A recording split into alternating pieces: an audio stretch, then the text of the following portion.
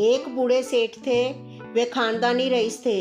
धन ऐश्वर्या प्रचुर मात्रा में था, परंतु लक्ष्मी जी का तो है चंचल स्वभाव, आज यहाँ तो कल वहाँ।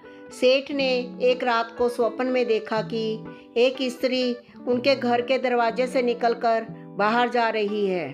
उन्होंने पूछा, हे देवी, आप कौन हैं? मेरे घर में आपका भाई और मेरा घर छोड़कर आप क्यों और कहाँ जा रही हैं?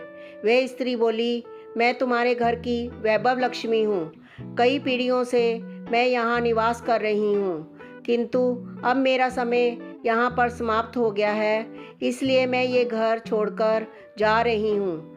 मैं तुम पर अत्यंत प्रसन्न हूँ, क्योंकि जितना समय मैं तुम्हारे पास रही तुमने मेरा सदुपयोग किया।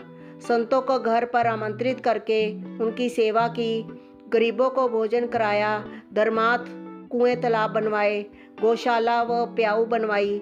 तुमने लोक कल्याण के लिए कई कार्य किए। अब जाते समय मैं तुम्हें वरदान देना चाहती हूँ, जो चाहे मुझसे मांग लो। सेठ ने कहा, मेरी 4 बहुएं हैं, मैं उनसे सलाह मशवरा करके आपको बताऊंगा। आप कृपया कल रात को पधारें। सेठ ने चारों बहुओं की सलाह ली। उनमें से एक ने अन्न के गोदाम तो दूसरी ने सोने चांदी से तिजोरियां भरवाने के लिए कहा, किंतु सबसे छोटी बहू धार्मिक कुटुंब से आई थी, बचपन से ही सत्संग में जाया करती थी। उसने कहा, पिताजी, लक्ष्मी जी को जाना है तो जाएंगी ही, और जो भी वस्तुएं हम उनसे मांगेंगे वे भी सदा नहीं टिकेंगी। यदि सोने चांदी रुपए पैसों के ढेर मांगेंगे तो हमारी आने वाली पीढ़ी के बच्चे अहंकार और आलस में अपना जीवन बिगाड़ देंगे। इसलिए आप लक्ष्मी जी से कहना कि वे जाना चाहती हैं तो अवश्य जाएं, किंतु हमें ये वरदान दें कि हमारे घर में सज्जनों की सेवा पूजा, हरि कथा सदा होती रहे तथा हमारे परिवार के सदस्यों में आपसी प्रेम बना रहे, क्योंकि परिवार में प्रेम होगा तो विपत्ति के दिन भी आसानी से कट जाएंगे।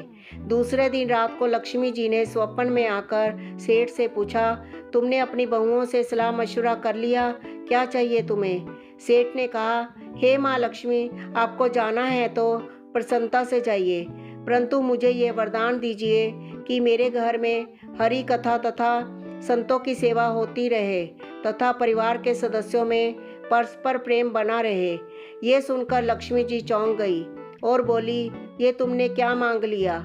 जिस घर में हरि कथा और संतों की सेवा होती हो तथा परिवार के सदस्यों में परस्पर प्रीति रहे, वहाँ तो साक्षात नारायण का निवास होता है, और जहाँ नारायण रहते हैं वहाँ मैं तो उनके चरण दबाती हूँ, और मैं चाहकर भी उस घर को छोड़कर नहीं जा सकती। ये वरदान मांगकर तुमने मुझे यहाँ रहने के लिए विवश कर दिया। धन्यवाद।